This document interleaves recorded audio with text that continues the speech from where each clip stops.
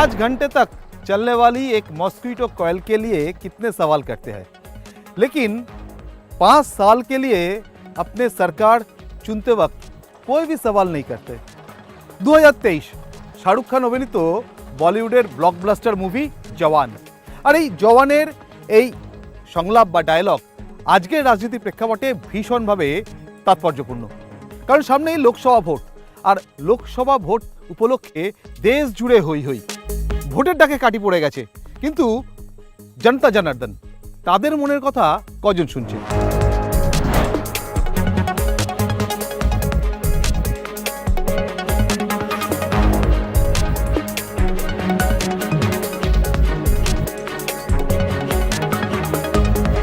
নেতা নয় জনতা নিয়ে আজ আমরা বীরভূমের একদম দ্বারকা নদীর ওপরে রয়েছি।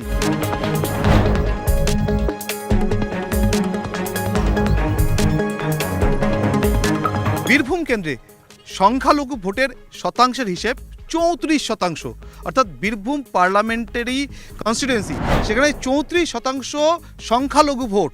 এবং শেষ যে নির্বাচন, অর্থাৎ 2019-এ যে লোকসভা নির্বাচন, সেই নির্বাচনে 85% অর্থাৎ 85% মানুষ এখানে ভোট দিয়েছিলেন।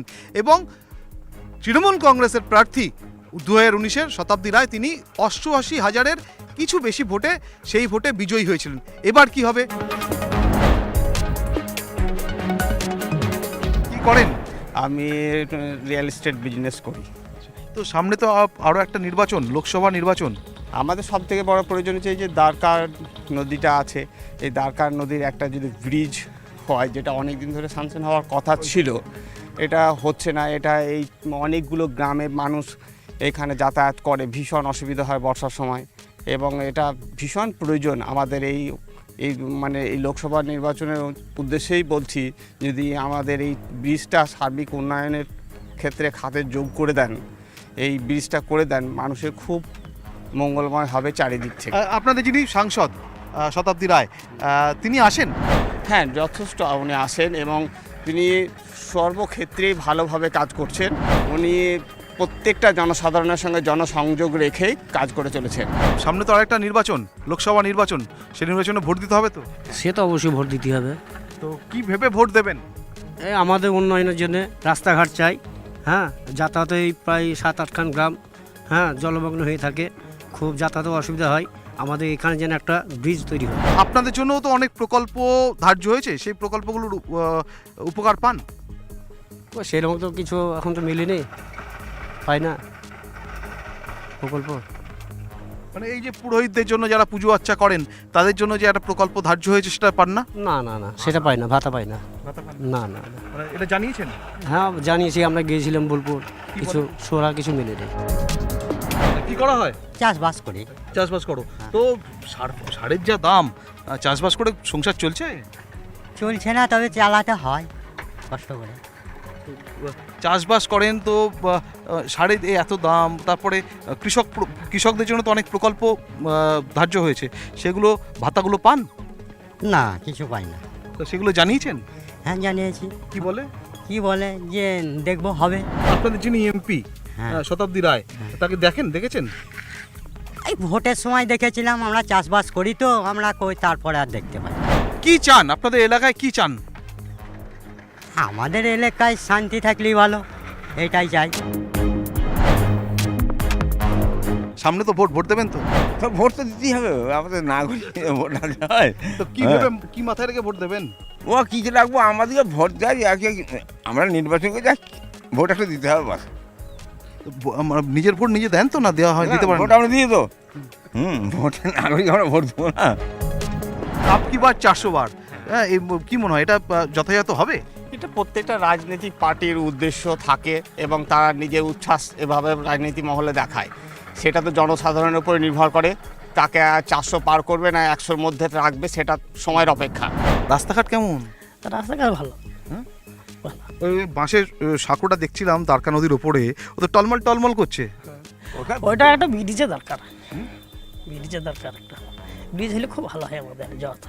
বর্ষায় এই রাস্তা, দ্বারকা নদীর আশপাশের যে রাস্তা বীরভূমে, সেখান দিয়ে যাতায়াত করা যায়? হ্যাঁ, ওগুলো ঢালাইয়ের রাস্তা যাতায়াত করা যায়, তাছাড়া মাটির রাস্তায় করা যায় না। তো সামনে তো একটা ভোট, ভোট দেবেন তো? হ্যাঁ, হ্যাঁ? ভোট তো দিতেই হবে। তো কি মাথায় রেখে ভোট দেবেন? কি মাথায় রেখে আর দেবো, ভোট যে চলছে তাকে দিতে হবে এখন রাজ্যে। তো এই যে আপনাদের সাংসদ শতাব্দী রায়, তাকে শেষ কবে দেখেছেন? শেষ না, মাঝে মাঝে আসে না, শেষ ভোটার একবার এসেছিলাম, মাঝে আর একবার এসেছিলাম, বাস এখন আর আসে না।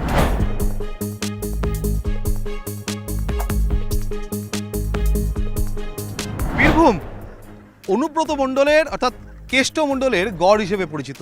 স্থানীয় মানুষজন কি বলছেন, 2022-এর আগস্ট মাসে অনুব্রত মণ্ডল তিনি সিবিআই হেফাজতে যান এবং তারপর এটাই প্রথম লোকসভা নির্বাচন যে নির্বাচনে বীরভূম অনুব্রত মণ্ডলহীন একটা নির্বাচন দেখবে। অনুব্রত মণ্ডল বীরভূম জেলা মানেই বারে বারে যার কথা বারে বারে উঠে আসে তিনি হচ্ছেন অনুব্রত মণ্ডল। সেই কেষ্টদা এবার নেই, ভোটে কোনো প্রভাব পড়বে? ও না থাকলেও তো প্রভাব পড়বে। কিরকম? ভোট তো সব একচিটিয়া চলছে এখন। কেষ্টদা নেই, কেষ্টদা ছাড়া প্রথম ভোট লোকসভা নির্বাচন, তো প্রভাব পড়বে না, কিছু বলবো না। অনুব্রতদা একটা যথেষ্ট গুরুত্ব অবশ্যই আছে, গুরুত্বহীন কখনো বলা যাবে না, কারণ তিনি যে ফরম্যাট তৈরি করেছেন তার শিষ্যরাই পরিচালনা করছে, তার অনুসরণ করেই আমাদের পার্টিটা চলছে। করা হয় চাষ তো চাষ করে চলে? এই মোটামুটি চলছে কি টুকটাক চাষ করে। করেন? ধান চাষ হয়, হ্যাঁ, এই সরষা হয়, আলু হয়, গম ফম সরষা এগুলো হয়। তো এই সারের যা দাম বেড়ে গেছে, চালাতে পারছেন? মোটামুটি চালাতে চেয়ে হয়, ওই চালাতে হবে, নাহলে কী করবে মানুষ। তো সরকারের কাছে কিছু পান? না, সরকারের কাছে এমনিতে তো জমি জায়গা আমাদের নেই, হ্যাঁ, তাহলে আমরা সরকারকে কী করে পাবো? আমরা পরের ঠিকা মিটা নিয়ে চাষ করি। তো এই ধরুন সাংসদ সামনে লোকসভা নির্বাচন আর একটা ভোট, তো কি মাথায় রেখে ভোট দেবেন? ভোট দিতে হবে এই মাত্রই জানি, হ্যাঁ, আমরা তো রাজনীতি করি না বা করি না, কিন্তু ভোট দিতে হবে, হ্যাঁ, ভোট যেমন করে হোক দিতে হবে। ভোট তো এমনিতে আমাদের ভালো হয়, হ্যাঁ, কোনো কিছু ঝড় ঝামেলা হয় না। বীরভূমে ঝোট ঝামেলা হয় না? না, বীরভূমে ঝড় ঝামেলা হয় না। কি বলছেন? বীরভূমে ঝড় ঝামেলা হয় না, প্রতিটি মানুষই বলবে বীরভূমে ঝড় ঝামেলা কোনো মতেই হয় না। এই আপনার এলাকার যে সাংসদ শতাব্দী রায়, তাকে শেষ কবে দেখেছেন? আমরা তো মাঠে ঘাটে সবসময়তেই থাকি, আমরা কে কখন আসছে না আসছে এটা আমরা তো খবর নিয়ে বলতে পারছি না। আমরা তো সন্ধ্যা লাগলে মাঠ যেয়ে একবার একটার সময় ভাত খেতে যেয়ে বাস আবার মাঠে চলে আসি। এই যে জিনিসপত্রের এত দাম বাড়ছে, দ্রব্যমূল্য বৃদ্ধি, সেটা মানে ভোটের মুখে সেগুলো ভাবায় না আপনাদের? তো ভাববো কী করে, কীভাবে ভাববো আমরা তো নিজে বিক্রি করে নিজে খেয়ে এবার বাচ্চাদের কিছু করতে পারছি না। তা অন্য কাজ করতে গেলে তো দিন মজুরি 300 টাকা মজুরি, হ্যাঁ, 300 টাকা মজুরি বলে সেই আবার সে জাকাত তাই চলছে। কিছু পান না সরকারের কাছে, কোনো হেল্প পান না? না, ভাতা পান না? না, ভাত হবে না। ভাত আচ্ছা, কি চান আপনার? আর চা না বলতে গেলে দ্বারকা নদীর ব্রিজটা হলে সব থেকে বেশি ভালো থাকবে। আমাদের নদী বলে চাষবাস, হ্যাঁ, যাতে আসতে সবসময় রাত বিরাত, হ্যাঁ, সবসময় ভালো থাকবো। হ্যাঁ, ব্রিজটা হলে সকলেরই উপকার, আমার কি প্রতিটি মানুষেরই উপকার হবে। যেমন তারাপীঠ গেছে কাজ করতে, সাইকেল নিয়ে গেছে, তখন নদী বর্ষাকালে কেউ আচার খেয়েছে, কেউ জল থাকছে নদী ভর্তি, হ্যাঁ, ব্রিজটা হলে সকলেরই ভালো থাকবে।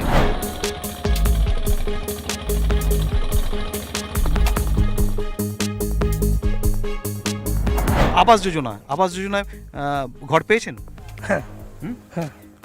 100 দিনের কাজের বকেয়া টাকা এই যে রাজ্য সরকার মিটিয়ে দিচ্ছে, আপনি পেয়েছেন? হ্যাঁ, পেয়েছেন।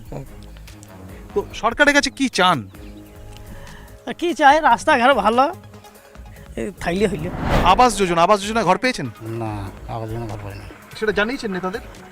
না, যেগুলো জানায়নি।